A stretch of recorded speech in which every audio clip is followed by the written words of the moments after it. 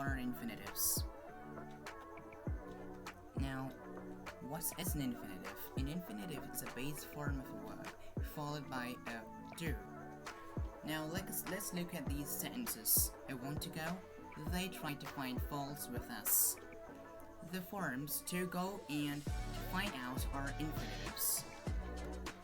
After some words like let, make, see, hear, need, we use the infinitive without to. For instance, let him sit there, make him stand. We need not to go today. It is also not used with will, would, shall, should, may, and might. For instance, I will pay the bill. You should work hard. Uses of infinitives. You can use that is a task as subjects of a verb. For instance, to find fault is easy. Here the subject of a verb is to find fault. To err is human. Here the subject of the verb is to err. As an object of a transitive verb. What is a transitive verb? We know that.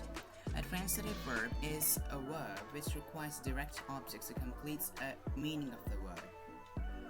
For example, I do not mean to read. Here the subject is read. He likes to play cards. Here the subject is to play. As the complement. What's the complement of a verb? A verb complement is a word, phrase, or a clause that comes after a verb and adds some more information. For example, his greatest pleasure is to sing.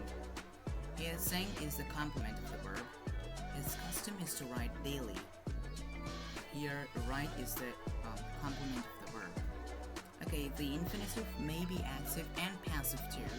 When active, it may have the present and a perfect form, and may represent continued form too.